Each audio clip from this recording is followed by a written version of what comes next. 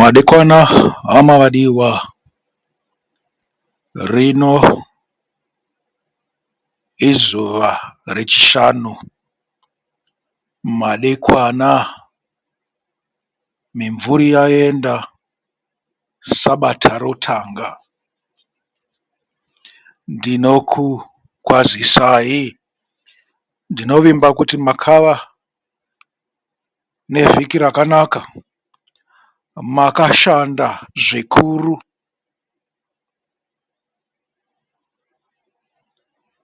Kana muri vanonamata pasabata, magarira zororo.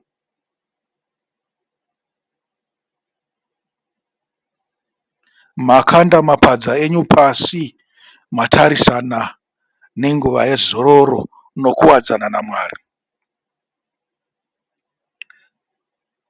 Tichiripo pana Mateo 28 verse 1 ne2 inoverenga ichiti, mushure mesabata ava mambakwedza nomusi wokutanga wevhiki, Maria Magadharina nomumwe Maria vakaenda kundoona guva. Pakava nokudengenyeka kwenyika kukuru, nokuti mutumwa waShe akabva kudenga akaenda paguva akasvikokungurutsa ibwe riya akagara pamusoro paro. Amen.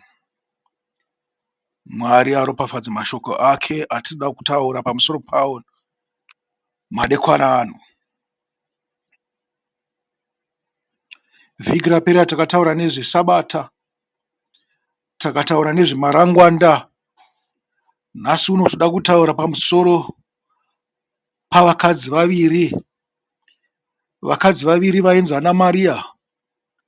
Maria Magadharina, uya wekunzi akanga abudiswa madhimoni manomwe, nomumwe Maria, apa hazvisi kutaurwa kunzi ndiMaria ani, asi vanodzidza nhoroondo yebhaibheri vanenge vachimuziva zvavo. Zvikanzi vakaenda kundoona guva. Isu takataurawo kuti guva chii, takati ibhaibheri. Kana makateerera mharidzo yesabata, teerera zvakare mharidzo yesvondo. Uyezve mukufamba kwenguva ndichazokuudzai kuti sei muchifanirwa kuita zvakadaro. Munenge musina kutadza bodo kuteerera mharidzo yataurwa musi weSunday. Kana vanopinda svondo vanenge vasina kutadza kunzwa mharidzo yaparidzwa musi weSabata. Zvikanzi vakaenda kundoona guva. Ndipo paya pandakati vaingofamba netumabhaibheri twavo, vakachena zvavo, asi vakabata zvinhu zvakasviba. Ndikati chinokonzera kudaro ndechekuti mweya unenge usipo. Nhasi ndo pandinoda kutangira ipapo, pokuti mweya wakanga usipo. Maria Magadharina naMaria mumwe uyu vakanga vari vakadzi vaviri. Kana tichitaura kuti vakadzi vaviri, isusu zvinoreva kereke mbiri. Mukadzi dzimwe nguva anotsanangurwa sekereke. Mukadzi waIshe wedu Jesu Kristu ikereke yake. Zvikanzi mwenga, ndiregerewo ipapo, the bride, ndinofunga kuti mwenga ndizvo zvinoreva bride. Mwenga waIshe wedu Jesu Kristu. Zvikanzi wakaburuka kubva kudenga. Kana zvichitaurwa kuna zvakazarurwa. Naizvozvo kereke mukadzi wani? waIshe Jesu Kristu.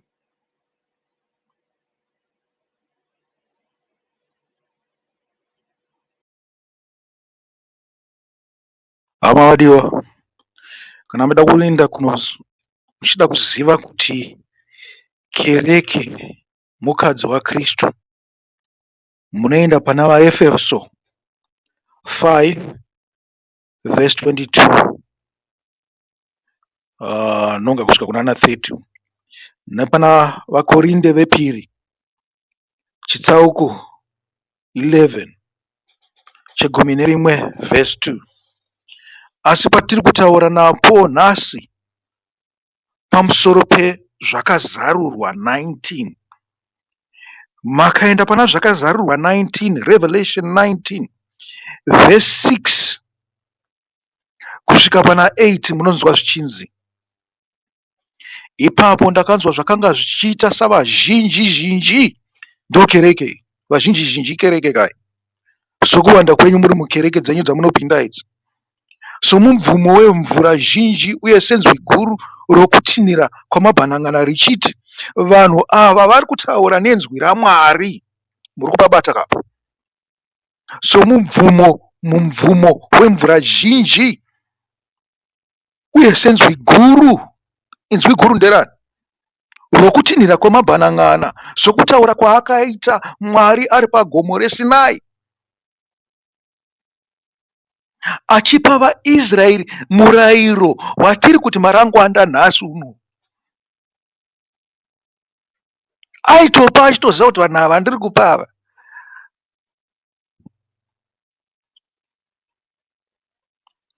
ndiri kungovapawo hangu, asi hapana chakanaka chinobuda pane vanhu ava. Muri kuzvinzwa? Ndesaka zvichinzi chibayiro. Mwari wedu wakatofa zvishoma kuti atambise shoko rake achitipa isu, achinyatsoziva kuti apa pane mahwana apa. Asi at least vakangogona kungoteedzera zvandinenge ndangotaura izvozvo izvo, vachiita nekusanzwisisa nekusaziva kwavo, vachingoteedzera zvataurwa zvanyorwa naMozisi, zvinenge zvakanaka, kunenge kuri kururama kwavo. Inzwi raiti chii pana verse 6? Zvikanzi raiti hareruya, nokuti Ishe Mwari wedu wamasimba ose anotonga. Ngatifarei uye tifarisise uye timurimbidze, nokuti mutambo wokuwana wegwayana wasvika, uye mwenga waro azvigadzirira. Amen. Chiri kunzi mwenga wazvigadzirira apa ndimi imimi nokuwanda kwenyu. Vanenge vakunzi chechi, haiziyo chechi yamuri kupinda iyoyo nhasi, asi pane vachasarudzwa kubva mukati mekereke iyoyo, vachanzi ndiyo kereke yaIshe wedu Jesu Kristu. Ivavo ndivo vanenge vane mweya waMwari, vane mabasa zvakare okururama, akapiwa mucheka wakachena wakanaka uye unopenya kuti aupfeke. Ndiye mwenga kawe. Zvikanzi akapiwa mucheka wakachena pavhesi 8, wakanaka uye unopenya kuti aupfeke. Zvikanzi nedudziro yebhaibheri, mucheka wakanaka ndiwo mabasa akarurama avatsvene. Saka kereke haingori kereke dzatinotaura idzi tichinongedza kunzi iyi inonzi kereke yakati, iyi Methodist, iyi Anglican, iyi Adventist. Muchatobuda imwe kereke imomo, zvichida nevamwe vanhu vasingatombozviti tiri kereke, vanongonamatawo vachatozounzwa naIshe wedu Jesu Kristu vachiiswa mukereke iyoyo. Iyi kereke yedenga ine mweya waMwari. Muri kupaona ka? Ndisaka paipo ndamboti kereke yakaburika kudenga seguta idzva. Kereke kana yakaburuka kudenga, yakauya iri tsvene. Mwenga uyu akauya ari mutsvene, haangori mwenga nje, mutsvene. Mababatisira. Naizvozvo shoko iroro ndori kunzi ishoko dzvene, uyezve isu tinofanirwa kuita sei? kuva vatsvene nokuda kwaro. Kana pasino kunzwisisa, kana muchizvidza mweya, hamungava vatsvene, hamungava kereke yaishe wedu Jesu Kristu, hamungava mwenga, makangozangana zvenyu vakaipa nevakanaka mukati memakereke, nokuda kwechinhu ichocho chinonzi mweya chokuva mutsvene nokuda kwokuziva zvokwadi.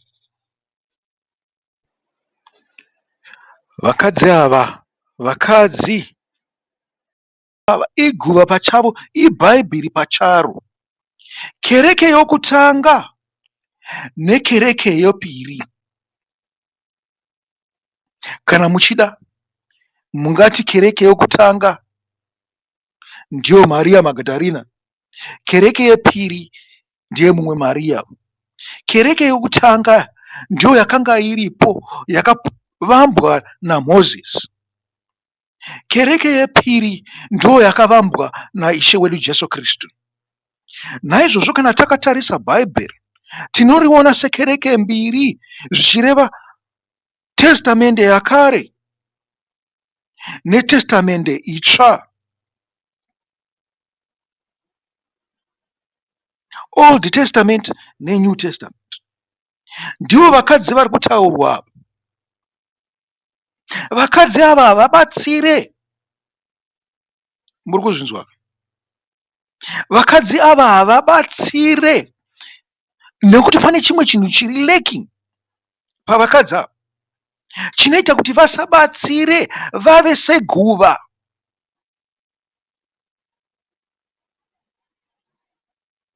Imi muchenjerere kuti pamunenge muchingoenda kukereke dzenyu kana kuti kana muchiverenga bhaibheri renyu muri kungoverenga mabondo ari mukati meguva. Mabondo ari mukati meguva anokwanisa kusvibiswa. Makanzwa Ishe Jesu Kristu achituka vaFarisi navanyori zvikanzi vakaita sei? Sebwiro bwakacheneswa kunze asi mukati rina mabondo. Whitewashed graves.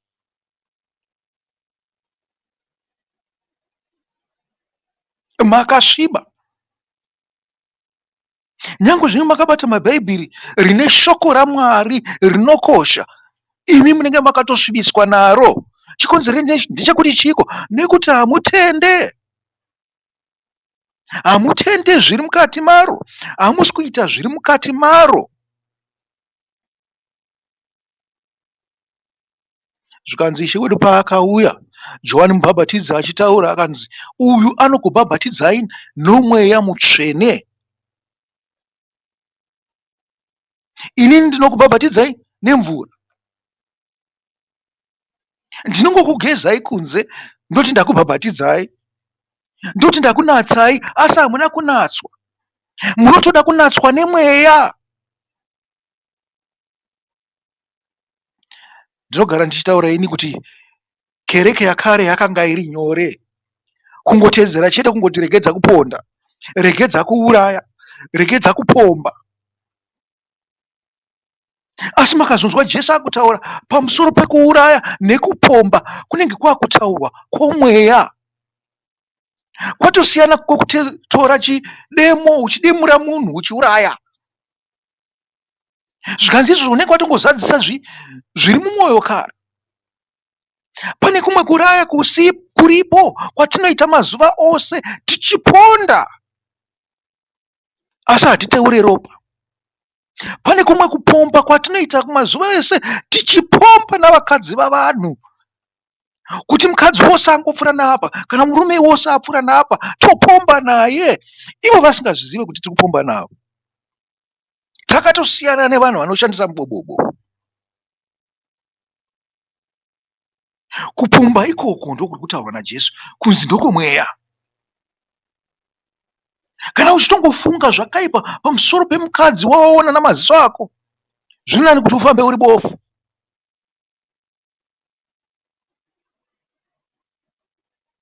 Dzimwe nguva tinouraya namatauriro edu. Dzimwe nguva tinouraya nokurevana. Zvino kana tikatora bhaibheri Kana risino mweya uri kutaurwa naJesu, tiri kufamba takabata marangwanda anotisvibisa. Jesu ndiye anotichenesa, uyezve anotichenesa pachokwadi. Tinoda mweya.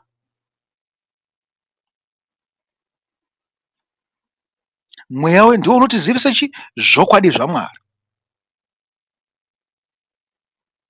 Mateo 28 verse 1 inotaura ichiti vakadzi vaviri, Maria Magadharina nemumwe Maria, vakaenda kubwiro. Vakadzi ava vari vaviri vanomirira kereke. Kana vakadai vanomirira kereke yekutanga nekereke yepiri, zvichireva chitenderano chekare nechitenderano chitsva. Asi tinoziva kuti muna Kristu vese ikereke imwe.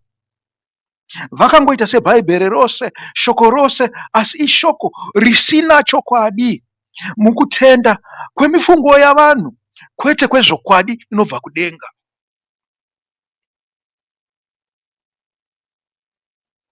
Muri kupanzwa kapa?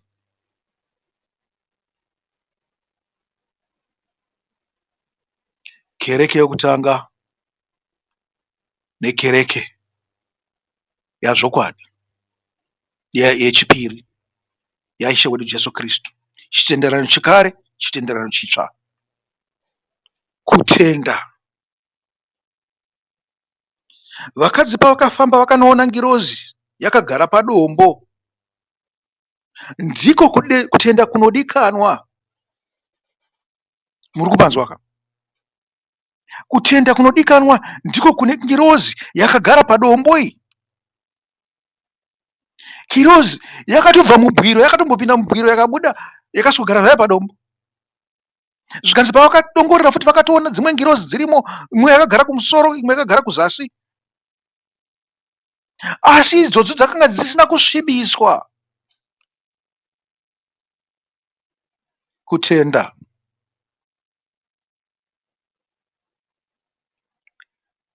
Kwanhasi yatigumira ipapo, mangwana tosimudzira pangirozi yakagara padombo. Muve nekuzorora kwakanaka. Mwari akuropafadzei. Rangarirai kuti kuzorora kwenyu kunofanirwa kunge kune tsitsi, kune nyasha mukati, kune rudo, kune utsvene. Chikuru, tinofanirwa kunge tichifadza Mwari. Naiwawo chisarai zvakanaka.